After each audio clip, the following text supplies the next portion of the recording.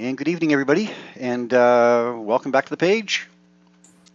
It's Chris Kerwin here with Astronomy by the Bay, and just checking to see if I'm live on both.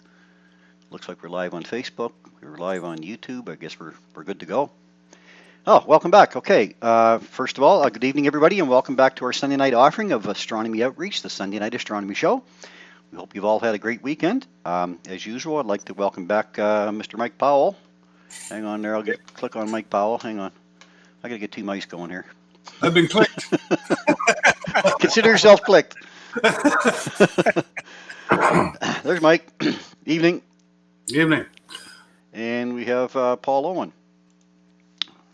from Hampton, Moonshadow Observatory in Hampton.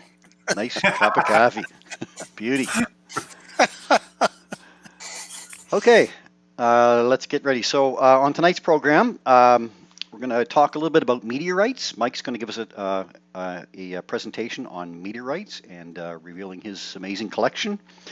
And then Paul's going to give us a review on what's called an ultimate power box. It's much more than a device used for tidying up cords, for sure. It's an excellent addition to anyone who's serious about astrophotography, like Paul. And I'll be offering a talk on what to look for in the night sky over the next week of June using stellarium. And of course, we'll also have our regular segments like Rosanna's Fun Facts and photo submissions. So sit back and enjoy. And remember, this is a live broadcast, so if you have any questions about astronomy equipment, this is the time to ask them. So without further ado, I guess we'll say hello to everybody joining us here on Facebook, first of all. We're looking for comments on YouTube. Don't see any comments yet on YouTube, but I think we're good. So, without further ado, let's turn it over to, I guess Mike's going to start our evening off with a talk about meteorites. All right. Here, Mike, I'll just flip over to you here in both channels. You clicked me. I did. Consider yourself clicked. I have been clicked, duly clicked. And you can share your screen there whenever you like. All right.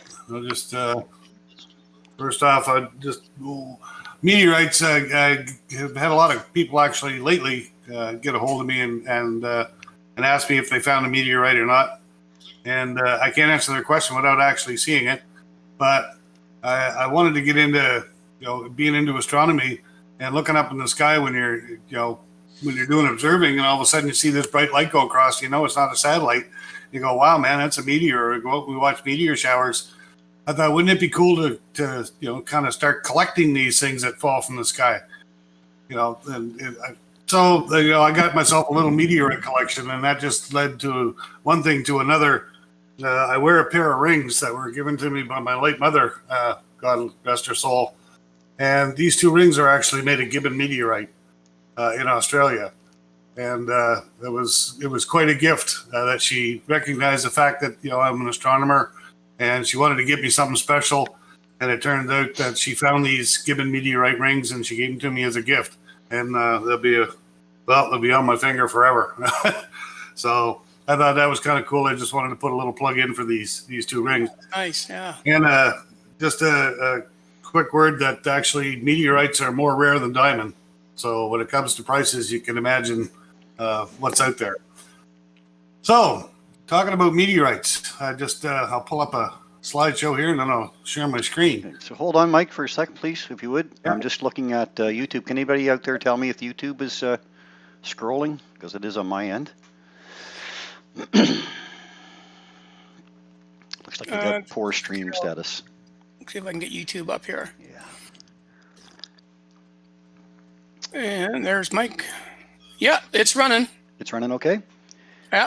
All right, it's just showing me that I'm frozen on my end here. Oh, good on YouTube. Okay, thanks, Igor. Appreciate that. On my end, when I'm looking at the broadcast going out, I'm seeing it as it's frozen, but hopefully it'll continue in a good state. Okay, sorry, Mike, go ahead. If anybody does see it flipping up, just let me know, please. Thanks. You should see this screen here with the three of us on it. Do. That's Paul's observatory logo, my observatory logo, and of course Chris's Astronomy by the Bay. And I wanted to throw this one up here just to see like you said, Chris, and see if we can get some kind of a poll as to whether people like it or not for the Sunday Night Astronomy Show. SNAS, as we call it. Yeah, let us I know, like it. folks, what you think. Maybe our new logo going forward. Maybe we'll get some coffee mugs and give them away. That would be cool. Coffee mugs, pens, hats. Who knows? Moving on to the topic. Meteorites. What are they? We've all seen meteors coming through the atmosphere. It's a rock, usually. As it hits the Earth's atmosphere, it starts to burn up, heats up, turns into basically plasma, and that's the glowing and stuff that we see coming off it. And either it explodes in the air or it hits the ground. When it hits the ground, it's called a meteorite. So just quickly, some definitions here. We start off with an asteroid, a relatively small, inactive body composed of rock, carbon, or metal, which is orbiting the sun. A meteoroid is a small particle from an asteroid, a comet, that is orbiting the sun. A meteor is a meteoroid that is observed as it burns up in the Earth's atmosphere like a shooting star or a meteor. And then a meteorite is the meteoroid that survives the passage through the Earth's atmosphere and impacts with the Earth. So you got an asteroid, a meteoroid, a meteor, and a meteorite. So meteorites are pieces of other bodies in the solar system that make it to the ground, or a shooting star flashes through the atmosphere, and they're coming through at speeds of 15 to 70 kilometers per second, or roughly 32,000 to 150,000 miles an hour. These things are moving when they come into the atmosphere. The majority originate from asteroids shattered by impacts with other asteroids. In some cases, it's impacts with the moon or comets or even Mars. Meteorites are found often after a meteoric event, and if they're witnessed, if you see the meteor coming through the sky and it hits the ground, it's called a fall. While those that are a chance find, you just walk along the ground, you pick one up, that's called a find. So if it's an actual witness meteor, then it's a fall, and if it's just found, then it's called a find. And the significance between that is price. If you go to buy a meteorite and you buy a fall, which was a witness fall, it's going to cost you a lot more than one that was just considered a find. Meteorites are usually named after the town or large geographic landmark closest to the fall or find, collectively termed localities. The word meteorite can refer to the individual piece itself or to the whole collection in that particular strewn field. And I'll show you an image of what a strewn field is here in a bit. There are basically three types of meteorites. Now, they go into big classifications after each type, but there's basically three types. And there's an iron, there's a stone, and there's a stony iron. So when we start looking at them individually, the irons are meteorites that are thought to be pieces of shattered cores of asteroids and contain varying amounts of nickel. This type comprises three basic groups. Now, here we go. Hexahedrites contain 4.5 to 6.5% nickel. Octahedrites contain 6.5 to 13% nickel. And then this word, exactites, have nickel amounts from 16 to 30%. So iron meteorites are the most common group that we find by weight. Excuse me. The next would be a stone meteorite or stony. The stony meteorites consist of two groups, chondrites and achondrites. Most chondrites have remained unchanged since their formation 4.56 billion years ago, shortly after the formation of the sun.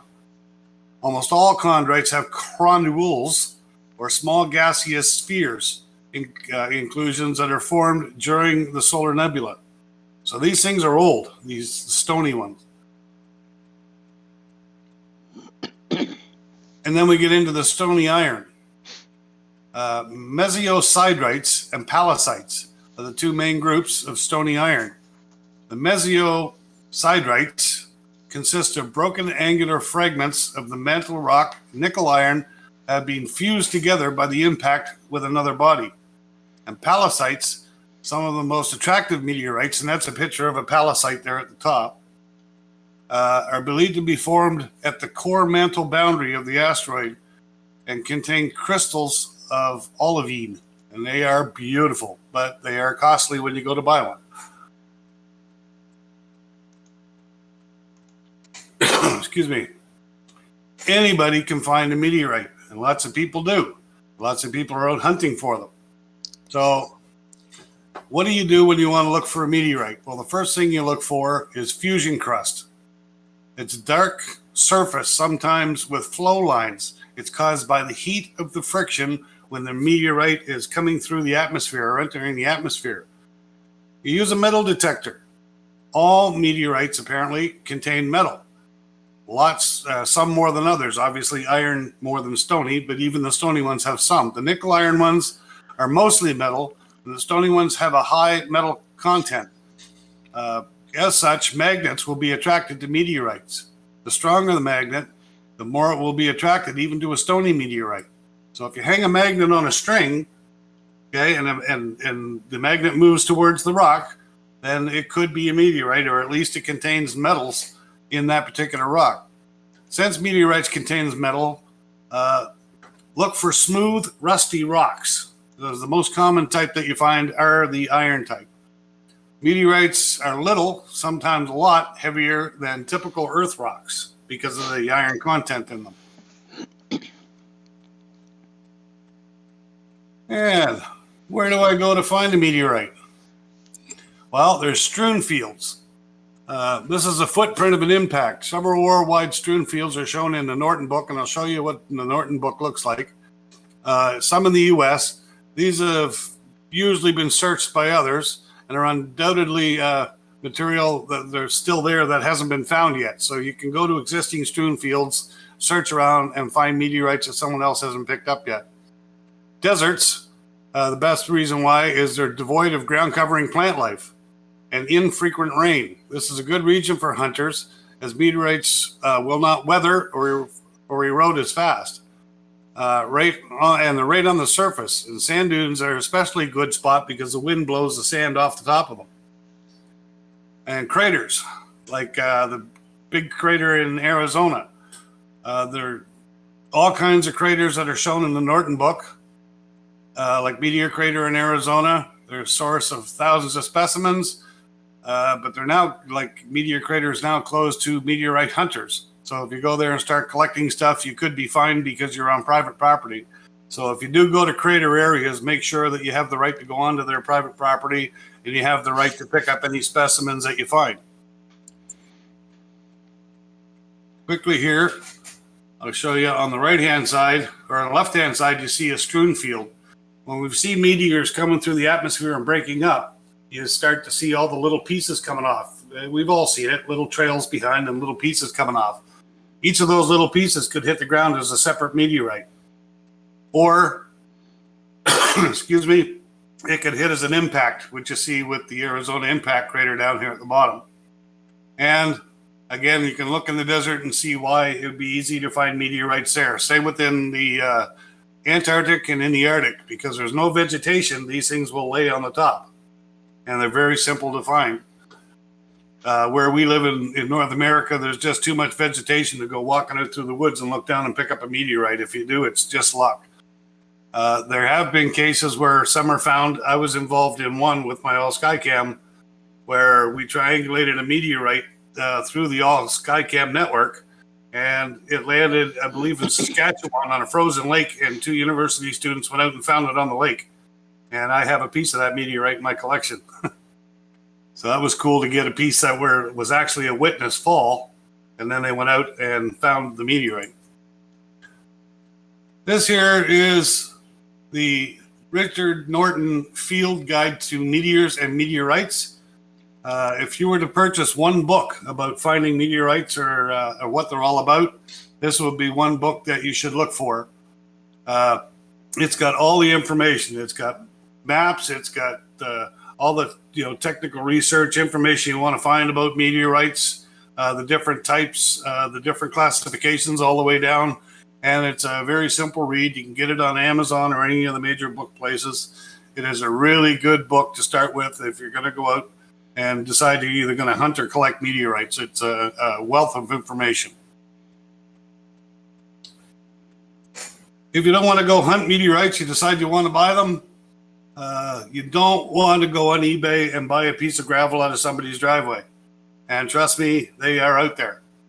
You want to buy from reputable dealers, somebody that is a member of the International Meteorite Collectors Association. If they're a registered member, they will get a number, and they will have that number posted on their site or whatever. And when you buy something from them, their paperwork will have their membership number registered on the paperwork. You want to get a photo with a meteorite before you buy it. Make sure that there's a scale cube with it. If there is not a scale cube, you may not be getting an actual meteorite. Reputable dealers will always, always, always show a centimeter square scale cube beside the object that they're selling. That gives you an indication of how big it is. If I just take a picture of a rock, you have no idea what the size of that is. Some people lay quarters and dimes beside them, but guess what? Even coins aren't actually accurate in size. Okay, because England's penny is a lot bigger than the Canadian penny, if you know what I mean. So if they at least put a scale cube beside it, all the scale cubes are labeled the same, then you know you're probably dealing with somebody reputable. Excuse me. Then you want to know, is the meteorite that I'm buying, is it a classified or unclassified? Let's get a sip of coffee here. So why you want to know if it's classified or unclassified is only really about the price. A classified meteorite is one that's been sent to a lab. They've done the research, come back, said yes.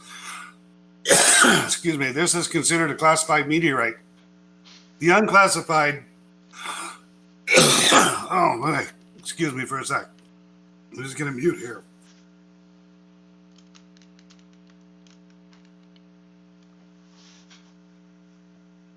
All right, the unclassified is still a meteorite. It may have come from a strewn field. It's a known fall area. So someone may have saw the fall. They found the meteorites, but they have not been sent to a lab to be classified yet. Then you want to make sure when you do buy it, you get official paperwork with it. There should be a certificate of authenticity. That certificate should be signed by the person that authenticated it, whether it be the lab or the owner that's selling it to you. And usually if they are members of the IMCA or the International member of Meteorite Collectors Association, then they will stamp their number on it and sign it, and they're putting their reputation on the line that they're selling you an actual meteorite. It should be listed in the meteorological bulletin database. And if I can pull up a page here, just quickly from the slide, if you can see this is that database. And what you can do is you go in and you type in the meteorite that you're looking to buy or the meteorite you purchased. It's got a search section down here in the name. You just type in, one example I put in was SAL001. That was actually found in the Oman Desert.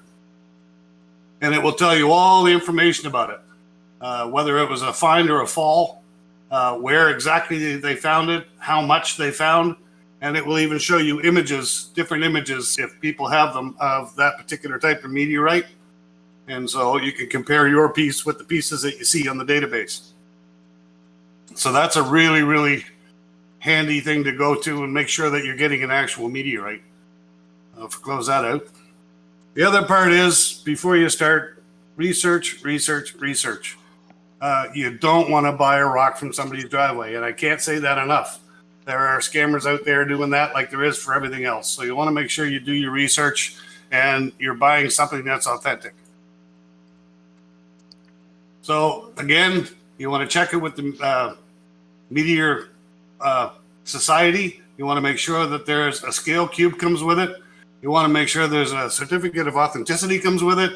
And this is just one of the guys that I found to be very reputable. He's from here in Canada. You can see that it's his trader card, and his trader number, I believe, is 6289. from the IMCA. So he's a reputable dealer, and he's been selling me meteorites. There's another thing out there that you might think is a meteorite, but it's not. Excuse me. It's called a Tectite or impactite. So what happens when a meteorite slams into the ground? It throws up molten rock into the air. That molten rock will actually crystallize, and it comes down, and usually like a gravel size. It comes down as green, brown, red, or gray natural glass. And it has a tendency to start to cool and solidify before it hits the ground. So a lot of them will have a teardrop shape to them from when they were coming back to the ground and solidifying. And they're all made of glass, different types of glass. Moldavite is very rare, found in Europe. And they found out that it was basically a tectite or an impactite from a major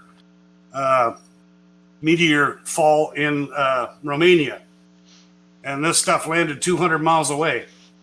And it was, Moldavite is, I guess it's all been mined. There's none left. But if you get your hands on some as a tectite, some people do collect tectites. If you can't find the actual meteor or meteorite piece, then they will collect the tectites. There's a lot of these tectites on the market. Healers think they're a great thing to have because apparently they heal your soul and help back pains and stuff like that. But if you see it sold as a meteorite, don't buy it. It's not a meteorite. It costs a whole lot less if you do go to buy tectites. So just don't get fooled.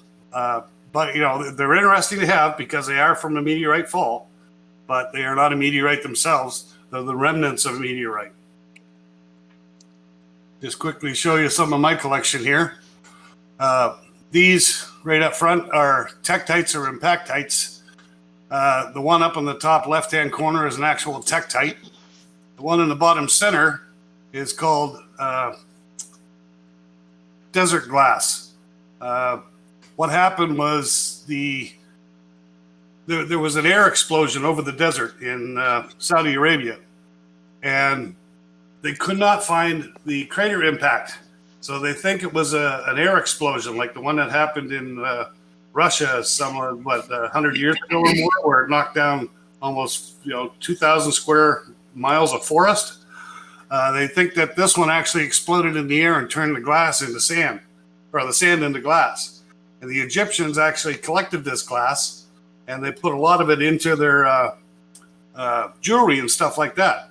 So there's a lot of this desert glass out there, and it's really cool because you can get different colors and stuff. Down here on the bottom right-hand side is two examples of the Moldavite glass that was found from an impact in Romania. And then up at the top, I know they're not part of a meteor fall or anything like that, but an impactite is anything that impacts the earth and makes a change. And at the top, these are on the right-hand side, these are called fulgurites. And what that is where lightning has hit the sand and turned the sand into glass tubes. So that's pretty cool to have these glass tubes from a lightning impact. And then there's man-made down at the bottom left here, part of my collection. That's called trinitite. And this is not from just an atomic bomb blast, but from the very first atomic bomb blast at Trinity site. Now, it's hard to get your hands on trinitite now. It's still radioactive, but very light. You can wash your hands if you handle it, and you should be fine. But you were not allowed to remove any of this trinitite from the site after 1957. So there's a finite amount of it out there. And if you can get your hands on a piece, it's just kind of cool to have, I have a reminder or a remembrance of the very first atomic bomb blast that happened on Earth. And it's in this trinitite glass. So not only collecting meteorites, but I collect the tectites and the impactites and things like that. And then moving on, I have just a quick picture here of some of my meteorite collection. You can see each of them are separated and put in separate boxes and labeled. Now, these are my labels, but I copied the labels from the people I bought them from only because I wanted all my labels to be the same size and the same shape, and everybody's got their own different type of labeling. With each of these meteorites, I got the certificate and paperwork. If you look close enough, maybe you can tell, a lot of them aren't the full rock. They are a slice. The meteorite was sent to the lab. The lab took a slice off it, did the study, found out, yes, it is a meteorite, and I've purchased the slices. So a lot of them have a nice crusty outer edge that you would see on the outside of the meteorite, and then you flip them over and they're a nice flat edge on the inside, and you can see what the inside looks like. And it's, how would you say, an extra step of the proof that it has been tested and it is a meteorite because it is the slice from that particular meteorite. And here's another one here, just some more that I have. And you'll notice some of these ones down on the bottom left-hand side, they're very small containers. And the reason for that is when you buy a meteorite, you buy it by the gram. The more rare it is, the higher the price per gram. So if you're in a price range, say you don't want to spend more than $100, the one over here on the right-hand side, that might cost you $100. But the little one down here on the corner, because of the rarity of it, you get a lot less, but it would cost you $100. So it all depends on the rarity of it. And that's where the research and stuff comes in. You want to make sure that what you're getting is what you're getting. Look it up, see how rare it is. It could be quite common. And the most common ones, Northwest Africa's, you'll find the prices are relatively low. Any ones that are considered a fall that have been witnessed, I'll guarantee you the prices are higher. There was supposedly a case where a horse was hit by a meteorite and it killed the horse. It was the only living animal known to be hit by a meteorite, and it was killed. And the dead horse sold for $1 million, not the meteorite, only because it was impacted. Same with a lady in the States. One bounced off the roof of her house and dented her car. The car sold for $10,000, and it was a piece of junk only because it was dented by a meteorite. So people will buy anything. That's it. I'm going to start picking up rocks and throwing them at people. Yeah. Meteorites wanted. Okay, I thought that was pretty cool. You got a meteorite. No, Virginia, these are not meteorites. I wanted to show you something that we call meteorongs. There are meteorites and meteorongs. The meteorong, a lot of people will find what looks like this picture here. This is known as iron slag. You'll see it's crumpled on the outside edges. It's got cracks and things all through it. It's not smooth. It doesn't have real burn fusion in it. Lots of people will find them, and lots of people bring them to us and say, is this a meteorite? And right off the bat, you can look at these ones and say, you know something, I don't see anything there other than being magnetic that tells me it's a meteorite. What is a meteorite? Here's 3 examples here. You look at them, they're very smooth. They came through the atmosphere. There's no holes, no real dimples on them, okay? If you look at this one in the top left, it's got dark fusion crust down here on the bottom side. That was the side that was facing the earth and was burning up as it was coming through. This one here's been cut open. You can see the crystallization inside it. And then you can look at the one here on the other side. They're relatively smooth and they're dark, covered in this black fusion crust. When they're burning up, entering the atmosphere, they'll all have this fusion crust on them. And so that's what they should look like. They shouldn't have holes and dimples. It shouldn't look like a space meteorite. It should look like it came through and started to melt and filled in all the holes as it was coming to the ground. That's just a quick example. Where do I find out if I have a meteorite or not?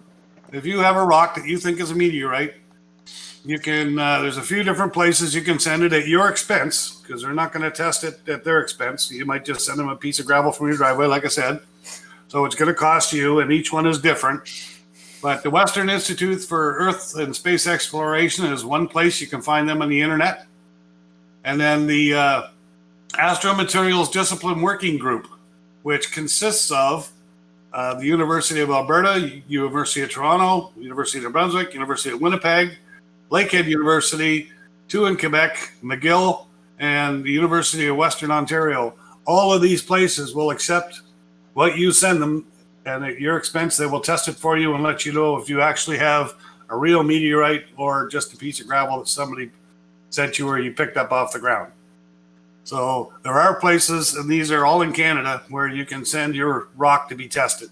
But again, it's going to be at your expense. What the price is, I don't know. I'm sure each one is going to be a little bit different, but If you really think that you found a meteorite and you really want to find out for sure, you can send it to any one of these places or contact them, and they can make arrangements to have it tested for you. And that's all I got to say about meteorites. Well, Mike, that's rock solid advice. Oh, jeez. That's awesome. From Bill Haley in the comments. Yeah. Hey, can I show you on my screen what I got? Can you show me? Sure. Look Just at like that. Mike. Oh, you got a meteorite. How much for that one, Mike? No, this is a meteor wrong. See if I'm still. Am I still sharing my screen, or did it go away? No, you're still sharing your screen. There, no, you went away. Now you're That back. looks like a meteor wrong. That's a meteor rock wrong, isn't it? Because that looks to me like a piece of the iron slag that I was showing an example of. It's the same color as the meteorite you were showing, like not the meteorite, but the stuff that hit and then broke off. Yeah. You called it, what was it you called it? Tectites. Yeah, exactly. That's what that looked like to me. I'll stop sharing the screen and all. Yeah, it looks like it looks like a Tectite, but Tectites are made of glass. It's like basically dirt or the surrounding area that's been turned to glass, Okay. and that's where the Tectites come from. It does look like it, yeah. Let me show you this, if I can. If I'm Petrified dinosaur poop, I'd say. that's out there too. Just quickly, I'll throw. I don't know if you can see this full size or not. Yeah, just hold it steady. Well, I'm gonna try. I got one hand on There. one thing. Yeah, I can see it. So this is an actual meteorite sample. Yeah. It's a slice that was sent to a lab. It doesn't want to focus, does it? No, it's focusing. But you can see that the information is there. It tells you how much it weighed. I think this particular one was 5 grams. Where it was found. On the back side of that card, it tells me whether it was a fall or a find. And, you know, it's a registered meteorite in that database. And you can go in and look at it and say, you know something, I got an actual piece. A lot of them are labeled NWA, which stands for Northwest Africa. And it might be reversed on the screen here because of my camera. But they're numbered because they're found in Northwest Africa. Guys will go out and hunt the deserts. They will find them and they will bring them in. And they're all found in Northwest Africa in the desert. So they number them. They don't know, like, these are not witness falls. These are finds. So how do you classify a find? Well, they'll say it's a Northwest African and then put a number to it. So the particular number on this one that I have is Northwest Africa 6229. It was found in Morocco in 2011. It tells me that it's a chondrite, so it's a rock. It's not. It's a stony as opposed to an iron or a stony iron. And then it's a 3.8 gram slice. And then the source, who I bought it from, was the gentleman named Ray Watts. That's what's on the card in front. And then I have the certificates folded up and stuck inside the box at the back. So that's how you know you got a real meteorite, or you're purchasing a real meteorite, and you're not just getting a rock from somebody's driveway, which I say all the time. Yeah. Wow. Excellent. So there was I a hope question. that helps. Here. If there's any questions, I don't know. Yeah, there is a question here. Hang on a second, I got one here. Dan's asking, if a meteorite can be associated to a past fall, is it still a find? If it can be associated with a fall, then it's usually labeled as a fall, which means it was somebody witnessed it going through the sky, they found it, and it's part of that fall. So if it finally ended up registered or being proven that it was an actual part of a fall, then it will get relabeled as a fall. Yes. Okay. Perfect. I hope that helps there, Dan. Great collection, Mike. Yeah, Emma says. Sure is. Just a bunch of rocks. But they're space rocks. But they're space rocks. Space rocks, yeah. Yeah. Irene says, I believe I've seen some of that, but I thought it was coal or lava, as they say. Sugarloaf Mountain was a volcano. So, yeah, could have been. Yeah, like I said, a lot of this area has iron slag. It was used an awful lot in the lime industry. It was used an awful lot in ships. They used it for ballast in railroads. So if you found it along a set of tracks, they were used to lay down. This iron slag was laid down instead of gravel because it was actually cheaper, and they set the tracks on top of that. So this area does have a lot of iron slag around here, and that's 90% of what people come to me and say, have I got a meteorite here I found? And I tell them no, they don't believe me. But so what I showed you earlier is pretty much what people are finding. Yeah, that's almost a perfect example of iron slag that I've seen around here. If it was really smooth all the way around, then you're probably looking at a meteorite. Yeah. Now, again, they're hard to find around here because of the vegetation. If you go to the Arctic, there's no vegetation. They lay on top of the ice and snow. You go to the desert, they lay on top of the sand. Around here, you just... But if you've got a metal detector and you want something to do for the afternoon, you can go out to any beach or sandy place and just take it with you, and you never know what you're going to find, I guess. Go for it. When the tide goes out, that would be the coolest time because... it's hit the water and settled down slow. It would probably be sitting on the top or close to the top. And if you come across one, it's, you just might have a find. Yeah. And, you can take it and send it out and have it checked if you like, or you can put it in a box and convince yourself that you have a find. So would they all be necessarily magnetic, Mike, or? Initially, I didn't think that the Stonies were, but they say, yes, every meteorite has a little bit of iron in it. So, a real iron one would be very magnetic, where the stony ones, if they say use a strong magnet, hang it on a string. And if it slightly moves towards it, there is some iron content in it. You will get the fact that the magnet will move, and it's going to tell you it's a meteorite. Okay. There's a comment here. Sighorn's asking, have there been any found in New Brunswick? There have, but I don't have any pieces of them, and I can't tell you what they're called. But I believe there has been a find. It was an actual fall, and it was witnessed, and then they found it. Okay. I'll tell you, if you want to do a neat little experiment, it doesn't take much, and I've said this to kids in classrooms. If you have a fair good sized backyard, what you want to do is go out and put a stool right in the middle of the yard, where nothing can go near it. Set a bucket on the top of the stool and leave it there for a week or 2 weeks or 3 weeks. Doesn't matter if it rains or not, just leave the bucket there. Get a strong magnet, stick it in a baggie bag. Take the magnet in the baggie bag, stick it down in the bucket, and swirl it around. When you pull it out, anything that sticks to that baggie bag came from the sky. So you got yourself a micrometeorite. They don't all have to be, big rocks. 100 tons of space dust lands on the Earth every day. And you can collect some of that space dust as micrometeorites just by setting a bucket in your backyard and being patient, and then go out with a magnet, and you will have micrometeorites in the bucket. I've heard people doing that with their eave troughs on their house. But you don't know if that's coming off your shingles or not. That's why I like the idea of putting the bucket out in the center of the yard where nothing can get at it. Right. Then it's proof that it didn't get washed off a shingle or something like that. Right. Exactly.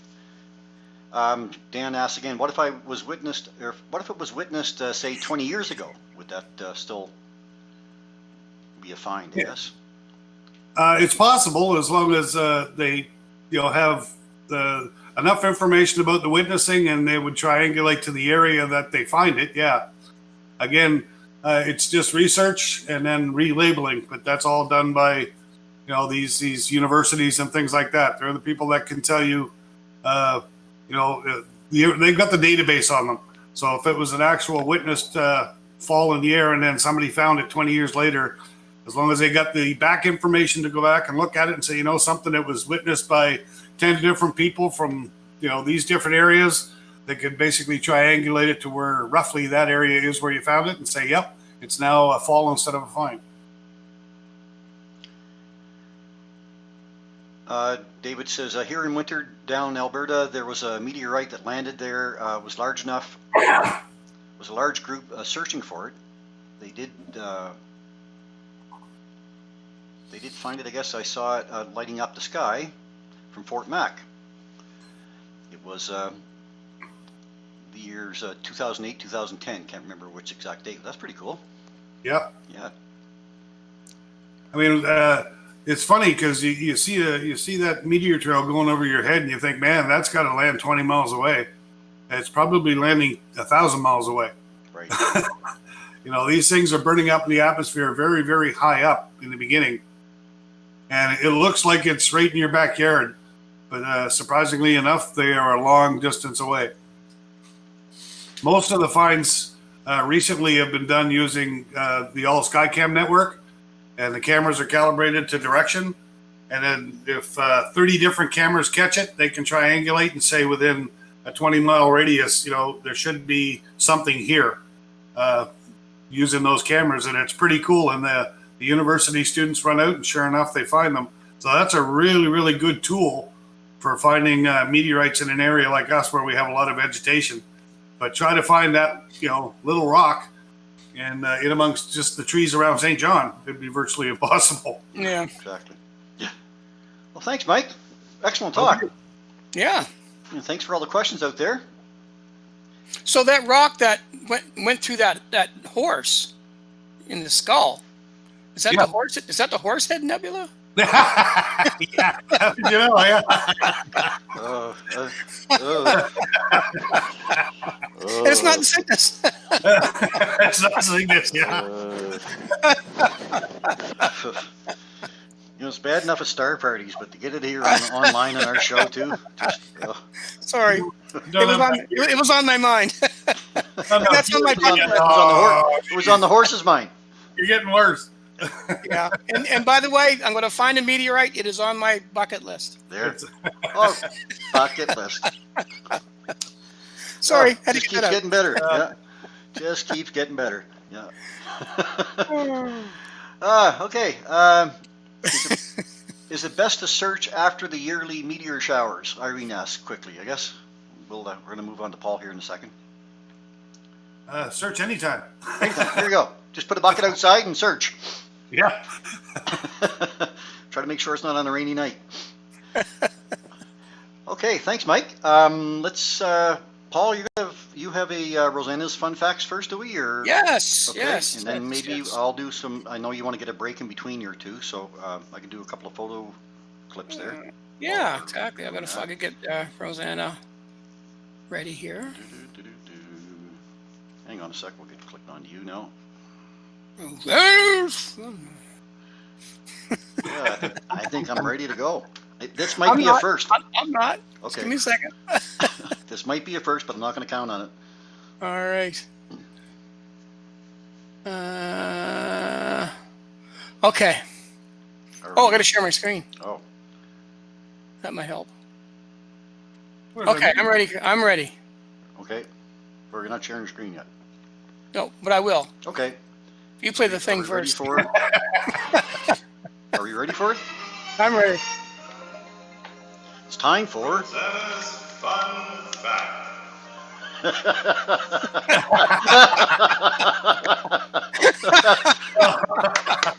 Well done, well done, well done. All right, that's fantastic. Hey. I love the strobe effect. That's Yeah, cool. I'm having a seizure now. Yeah, that's enough. terrific. I'm busy now. Reminds me of watch disco anymore. days. All right, well, this week on Rosanna's Fun Facts, Fun fact. Rosanna sent something interesting in, and here's something that I had no idea that was local. Is that thing going to keep flashing like that? Or? It seems like it.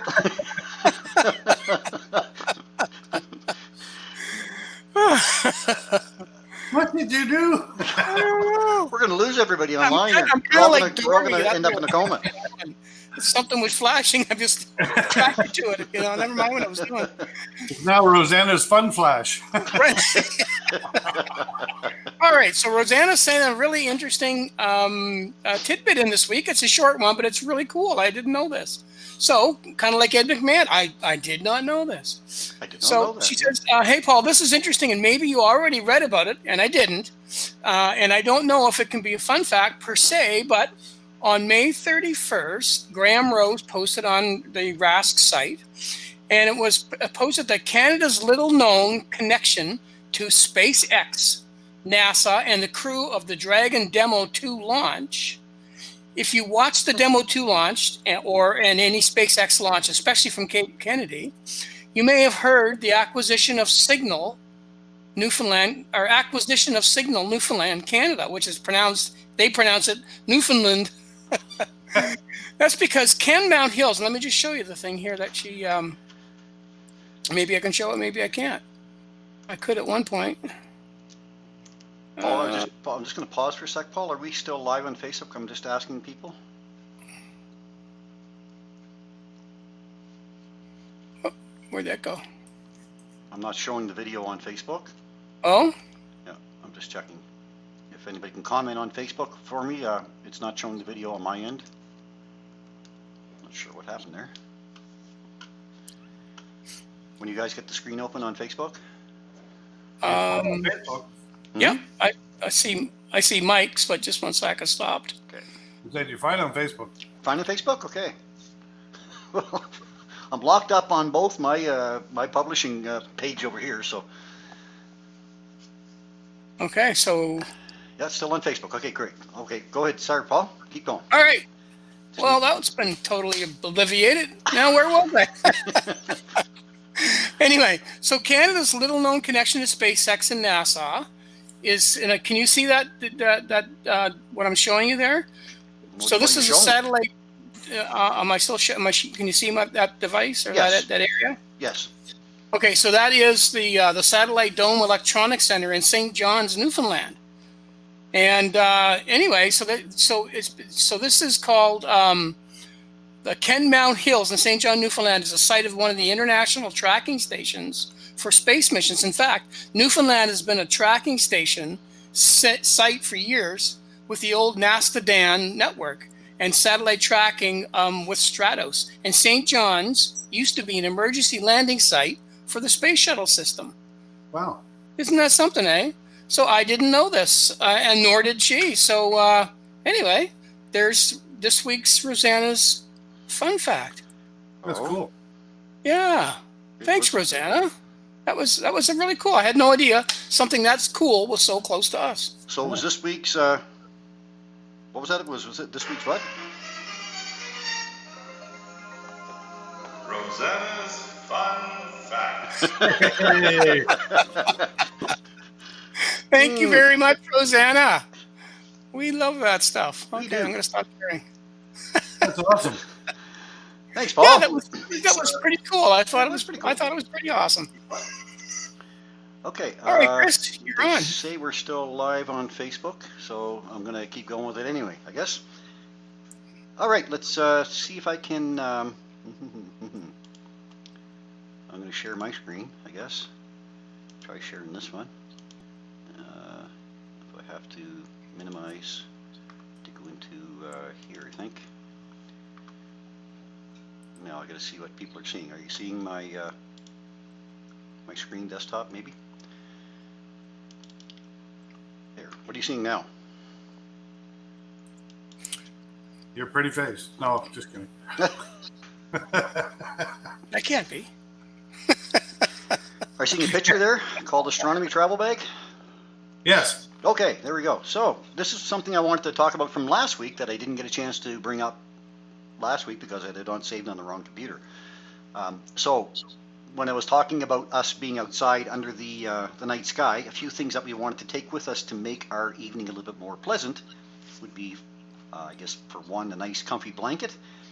This is a red flashlight that's available on Amazon. I think it's called a Carson red flashlight. It's actually a bright red, and then it also dims to a darker red, or a dimmer red. But it's certainly a red flashlight for looking at star maps, that type of thing. So very handy. Of course, you want a nice comfy chair, and bring a friend along with you too, so you can have two chairs. Leaning back in the chair, getting comfortable with a set of binoculars, taking a look at the night sky, then there's nothing better.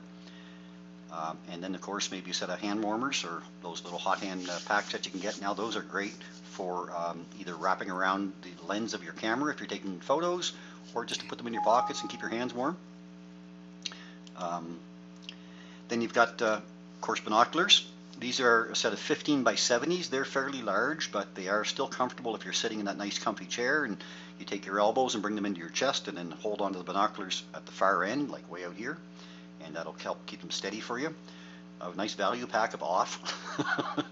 But any kind of bug repellent, because this time of year, we're into bug season, and those little pesky little critters can really ruin an evening for you very quickly. Usually they take off after a little bit after nightfall, but in that 1 hour or so at dusk, it really does get to be bothersome. And then, of course, any kind of a planisphere. This is called a planisphere, which can rotate into position for you for the date and time that you're looking at, or even a good set of star maps, and a nice thermos of coffee or tea, whatever your hot beverage is at the same time. All of these things will help you concentrate on the night sky rather than focus on your aches and pains yourself that you're experiencing. So you want to be able to take your mind off of those things. Well, it keeps popping up on me. It was good. I thought it was my computer.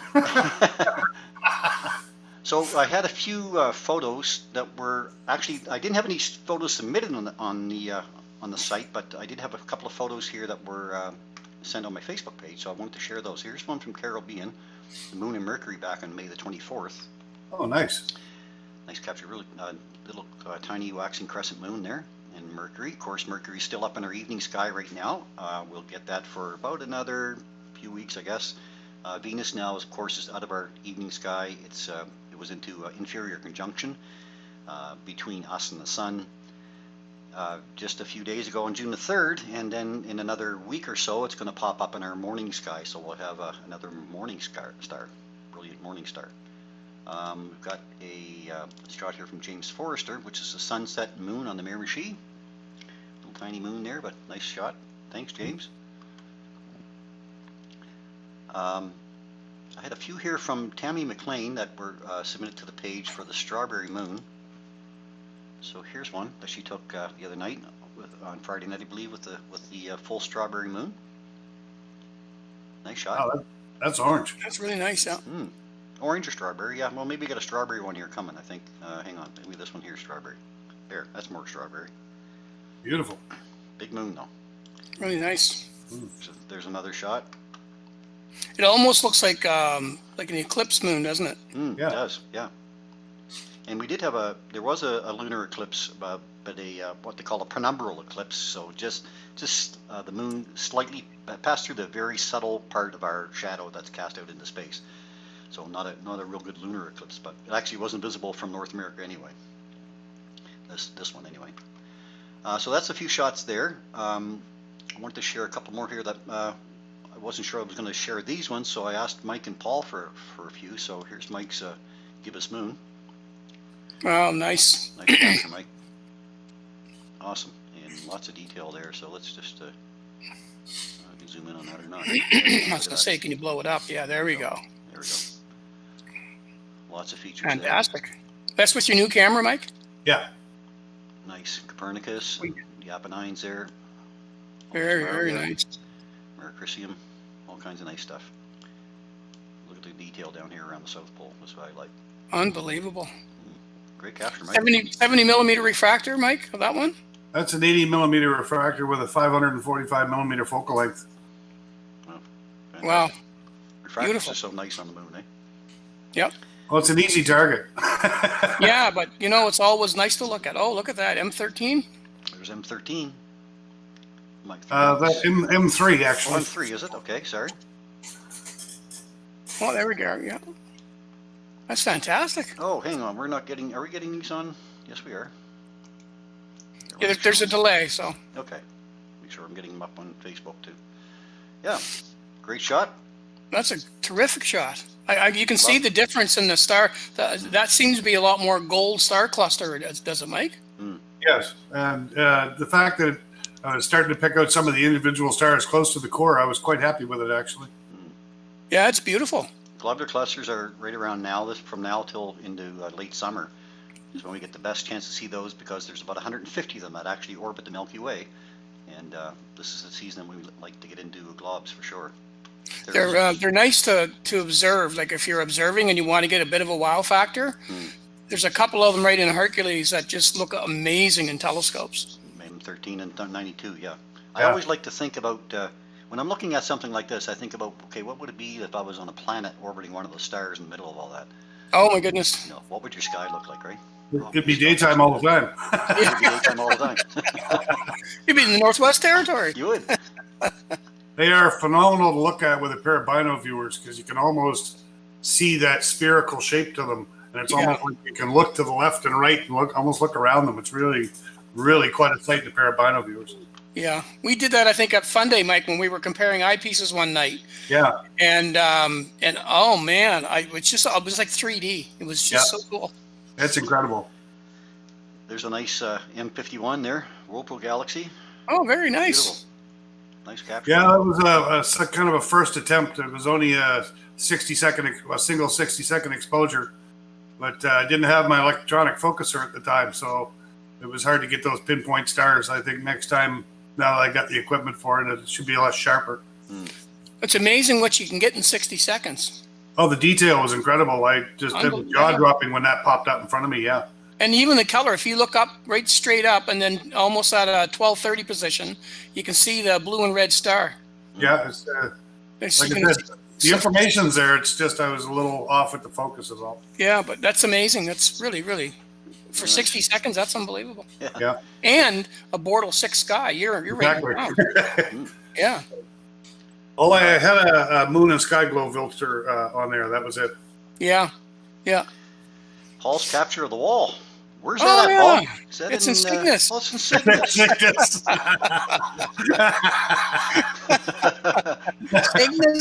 Cygnus. That's all I get from these guys. Actually, more Chris than Mike, but I think Mike's gonna come to the light side now. He's gonna find Cygnus very interesting. Yes, he will. Yes. Yeah, I lost him. Okay.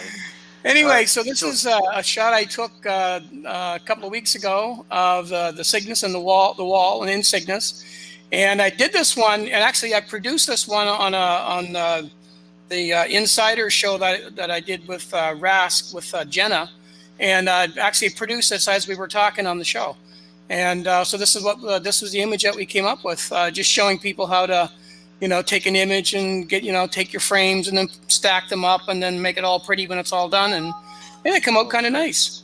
That's beautiful. Yeah. Fantastic. And the neat thing about that was that one was done completely with Photoshop. I didn't do anything PixInsight on that. That was 100% Photoshop on that one. So you can, if you have Photoshop, you can do some wonderful things in Photoshop. Oh, it's amazing. Beautiful. Yeah. Nice capture. Look at the stars. Yeah, just crisp and. Oh, they're nice and tight, and there was a lot of detail in the wall. Yeah, I just love that part of the sky. And that's part of the North American Nebula for those who aren't sure. So Cygnus the Swan, there's a big star in it, part of the summer triangle called Deneb. And this particular feature is just, if you're looking at it from the ground, standing up looking, it's just probably about a 7 o'clock position from Deneb this time of year or so. I wonder if we can get that up here in Stellarium for a second. Deneb or Cygnus should be up probably about 30 degrees now or something like that. And did you have any filters on that, Paul, for capturing? Yeah, I used a duo narrowband filter on that one. Okay. Yeah. That's how I was able to get so much H alpha detail. Then you're giving me hope because mine's still waiting in the mail. Yeah, when you get it, Mike, it's you only did a 60-second shot. Wait till you put 2 or 3 minutes on a target. There's Cygnus there. Go ahead, Chris. You can tell them about it. Okay, so we're looking at Cygnus the Swan here. Yeah, so that's part of the summer triangle. So we've got Deneb, Vega, and Altair down here. These 3 stars here make up the triangle. I'm going to show that a little bit later on the time. Deneb, and there's the North American right in there, isn't it, Paul? Yeah, zoom right in, Chris. Let's have a look at it. So there's your North American Nebula. Keep coming in. And I don't know how far in you can go before it deteriorates. We're stop it right there. Yeah. And there's the wall. So that basically is the image that I was able to capture. Right down here, yeah. Right there, yeah. There's your wall, and that was right from the backyard. So I have a Bortle 3 to Bortle 4 sky here. So I get a little bit of light pollution, not too much, but you can get that from in town too. Amazing. Yeah. Incredible what you can capture from your backyard. Yeah, absolutely. I just had a couple more here then. We get a galaxy shot here from you, Paul, as well. Give us a little bit of description. Oh, yes. Yeah. Okay, that's M82. M81? 82. 82, yeah, the Cigar Galaxy. Yeah. And I shot that one, I think a couple of weeks ago. And that one I used an 8-inch Schmidt-Cassegrain telescope that was reduced down to 1400 millimeters. So it's a relatively long focal length. Excuse me. And yeah, so that turned out kind of nice. Lots of times when you shoot that and you shoot it really small, you don't get that hydrogen alpha stuff that's kind of spilling over the sides like you see it here. So you have to use quite a long focal length. In other words, a pretty strong telescope to get magnified a lot to get in there. And then you can see how that, and I'm still not doing a great job on this, because that, if I spent a lot of time on it, you could get that hydrogen alpha to spill even further out from the center. It's just an amazing, I guess it would be considered a side-on galaxy. Would that be correct? That's what I call it. Yeah, I think so, yeah.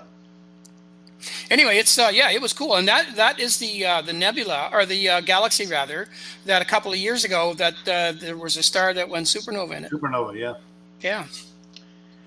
So that's it. That's my story on that one. Okay, so now I got to find out if we're still live on Facebook, because it looks like something else is clicked off. No, we're good on Facebook. Still good on Facebook at the moment? Yeah. Yeah. Okay, good. Yeah. I think we're going to wait till next week, Chris, for the my portion, because it's after 9 now. Oh, is it? Okay. Oh, well, we'll wait for my portion then for next week as well then. I'm just going to show a few more photos then maybe. Okay. Yeah. This is one that, I don't know if I can get that or not. That's blank. Cool. Yeah, that's blank. That one's not going to work, is it? Let's get rid of some of these first of all. That's the Windows Nebula. Yeah, this is the other computer that doesn't really work very well, but Everything's a nebula. it's all a nebula. Let's try this one. No, it's not going to work either. Why is that not working? You got no memory. Oh, yeah. Yes, I do. I got all kinds of memory. He just forgot. Come on. Oh, isn't that awful? Let's see if I can open it with something else.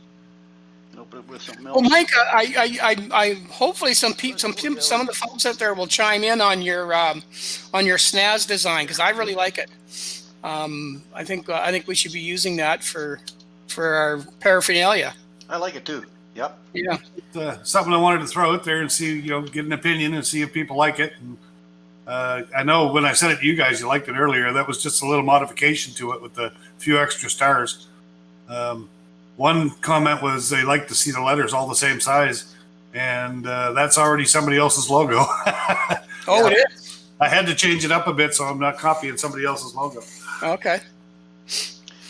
So are they the Sunday Night Astronomy Show too? No, I forget what Snazzy stood for there. I think it was a clothing store of some sort. Oh. Well, maybe They out of dressed business. real snazzy. The Snuffleupagus Well, we get to Astronomy. go out of business, and then we'll use their logo. Nobody buy anything from the SNAS store. While you're trying to do stuff, Chris, can I share my page, or are you ready? Sure. I have a photo up there, I think now. This is one I snapped at St. Croix Beach. Oh, wow. You know what that looks like? You probably did that through your cell phone adapter, right? I did, yes. But if you didn't say that, you could say, look at that. You got a crescent moon in front of the sun. Yeah.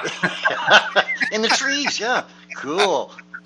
That's a fantastic picture. That's less than that was a 14-hour-old moon, Mike, was it?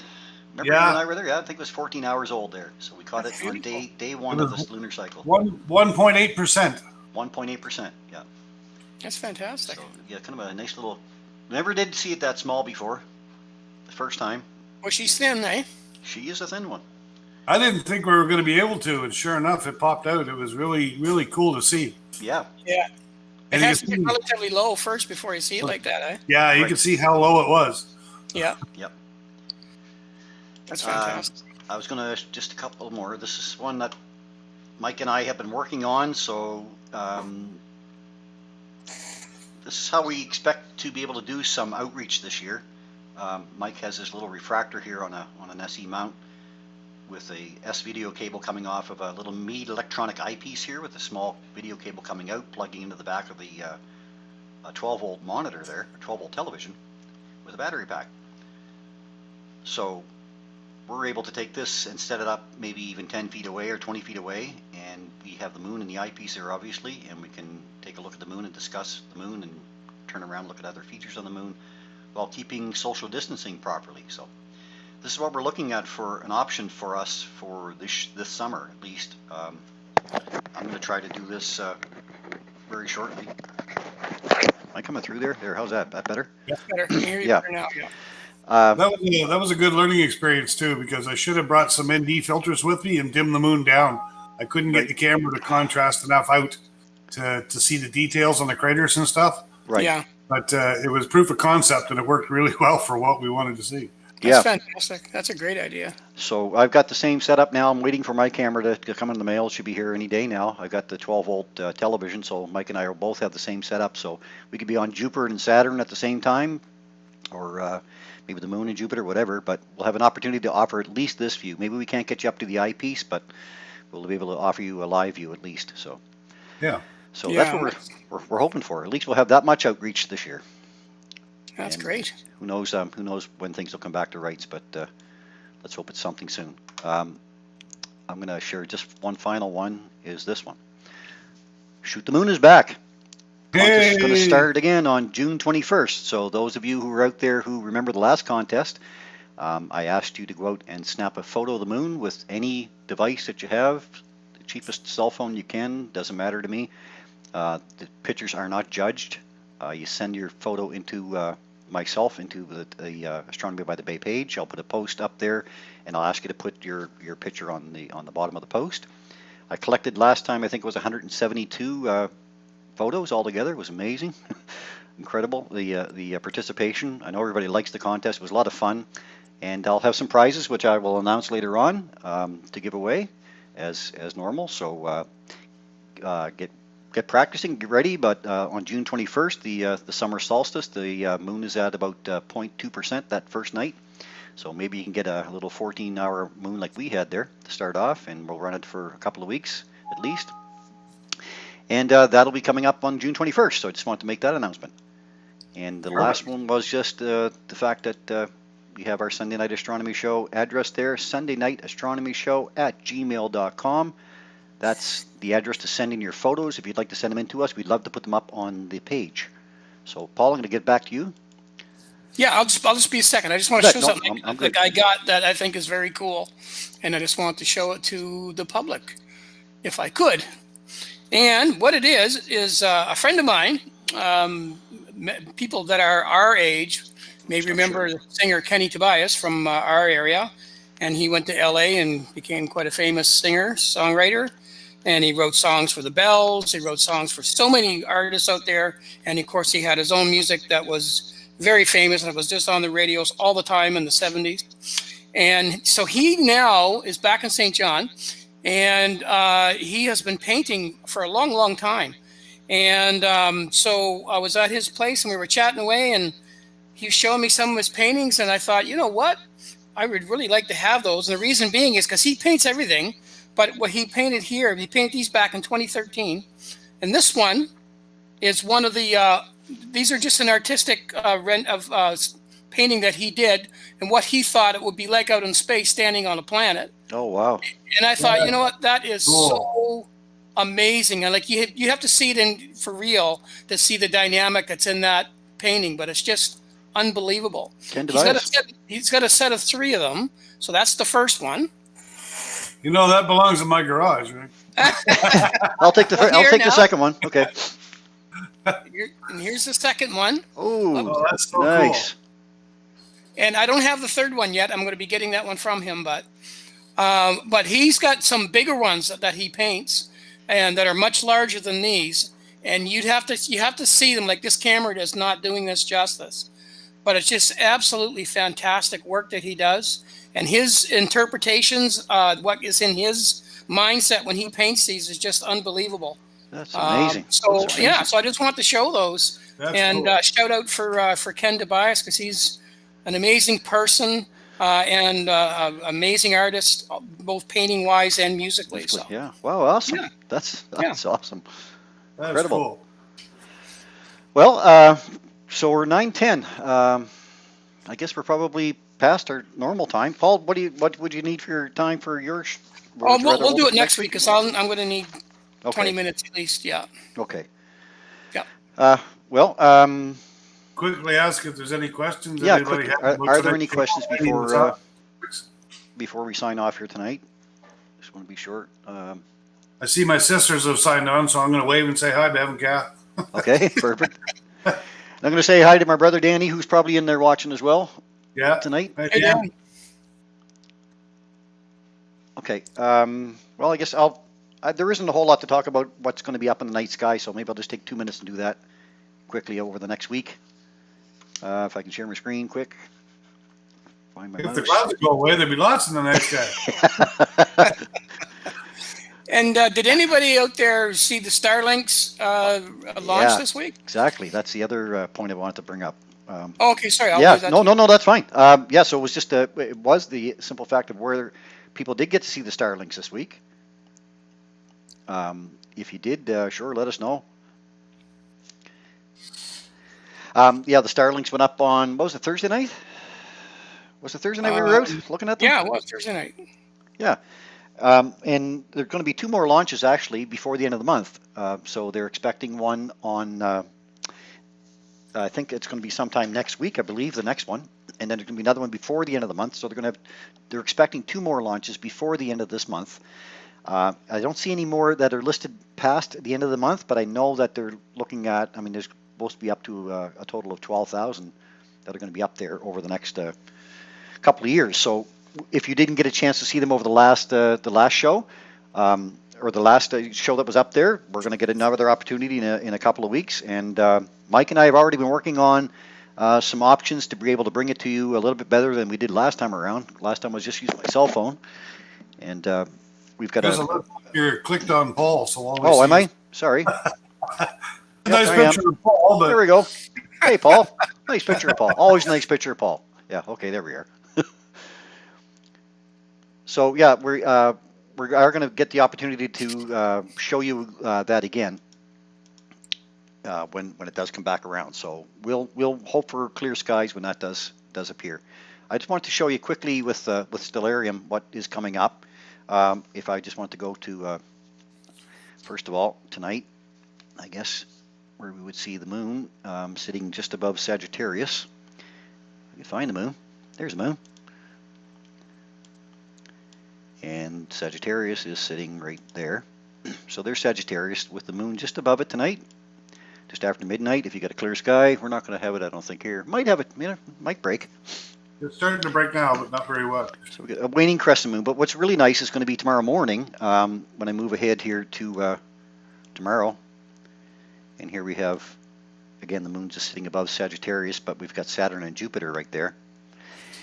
So a nice opportunity for a photo right there with those three, and move ahead to tomorrow.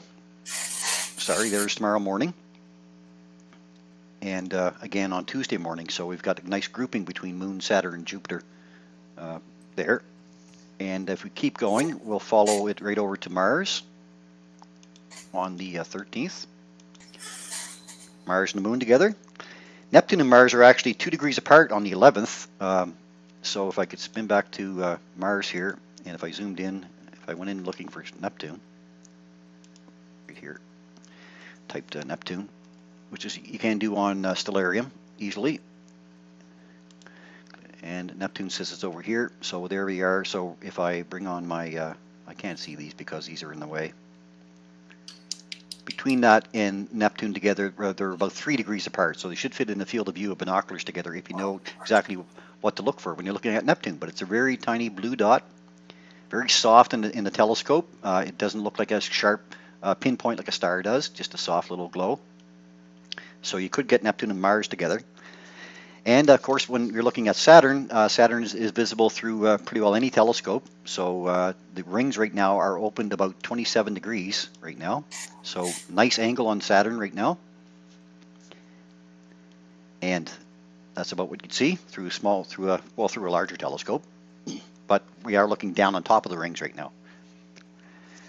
I was going to talk about asterisms, but we'll leave that go for later. Even globular clusters, we'll leave that for later. But I wanted to bring up just one last thing, and I want to zoom this time ahead to the 21st of December. Again. Solstice. The solstice, yes. The salsa. Salsa. find Mex back out. Oh, is this where Jupiter and Saturn are almost Yeah, beside? if I can get to it. Oh, what's going on there? Oh, there we go. It's a black hole. Hey, it was. Let's go to the evening sky.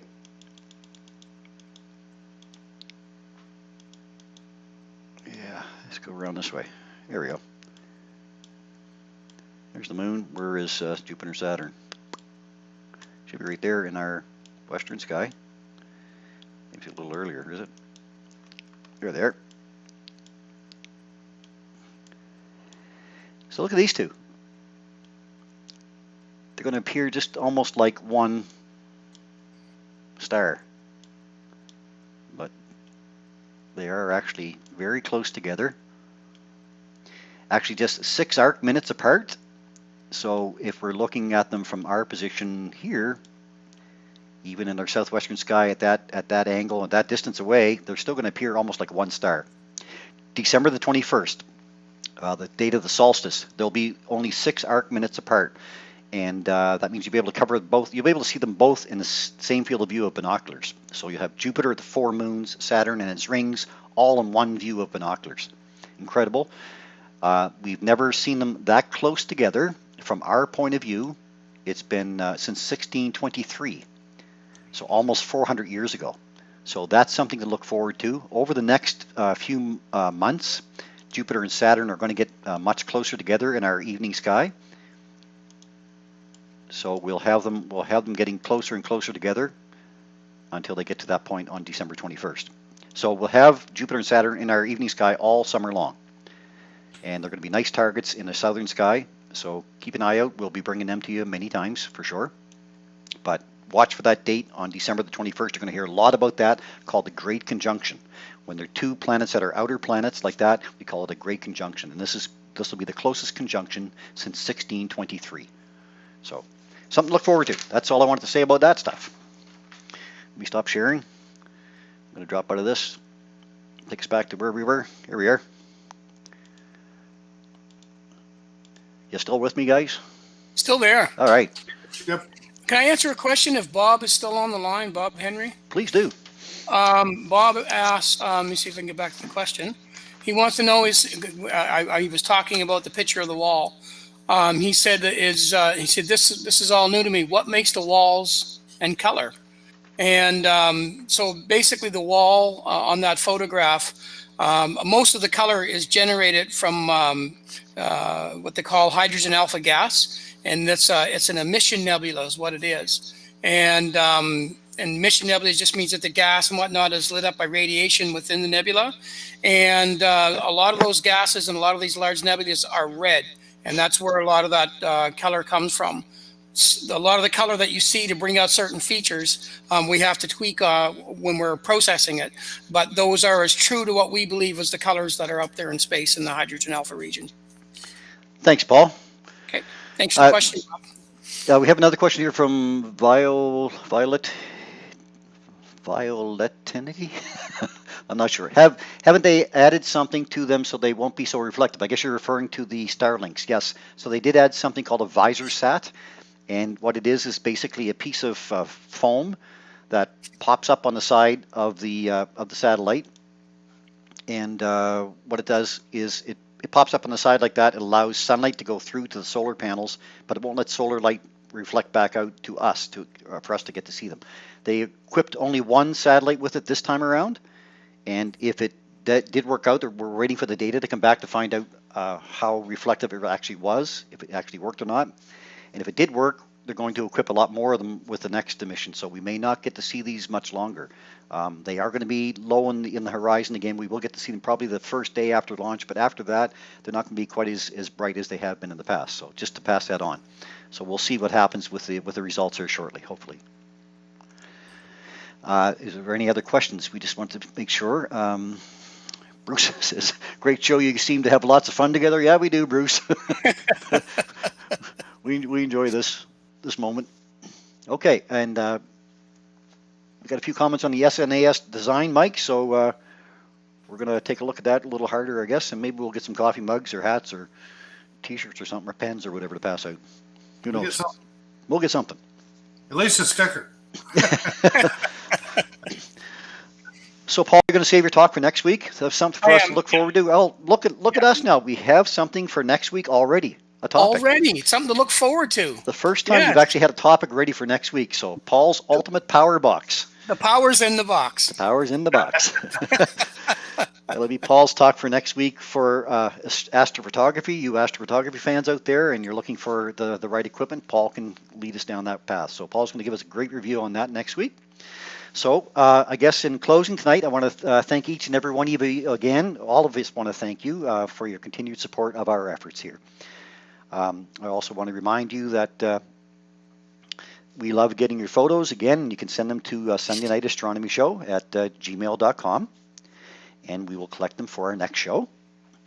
My special thanks again to Rosanna Armstrong for her Fun Facts episode, and of course, Mike and Paul. I'll click on you guys here to say your good evenings. Thanks, guys. You're welcome. And I guess I would like to ask too that if you joined us from YouTube, if you haven't subscribed to the channel yet, please consider it, and maybe give us a like on the feed. That's great. And please consider subscribing. If you also ask that you share this with your friends and family, that we are live on every Sunday night. Sorry, not Saturday night, Sunday night. It's a Sunday night astronomy show. But it could be either way. Well, the SNAS can be Saturday night too, I suppose. Yeah, Mike. If we change nights, we don't have to change hats. Exactly. It was designed that way. Thanks, guys. Always appreciate the support. All right. So finally, we'd like to wish all of you a good health and a safe week. Of course, as a country, we've slipped from 13th to 17th in the world now for the number of COVID cases, but we still need to be cautious, of course. And although all of our star parties have now been canceled, we've lost our one from Fundy National Park as well this past week. We're really looking forward to sharing the views again soon from our favorite local spot there at St. Rest Beach, just outside the Every Nature Park here in St. John. In the meantime, though, Mike and Paul and I are very pleased that we have this program to keep in touch with all of you anyway. So keep safe, everyone, and know that we're here every Sunday night to help entertain you each week at the same time. So for now, then, from Mike, Paul, and I, have a great week. We wish you clear skies, and we hope to see you again here next week. And as we like to say, guys, keep your scopes pointed up. Thanks so much, everybody. Thanks for joining on. Take care, folks. Good night.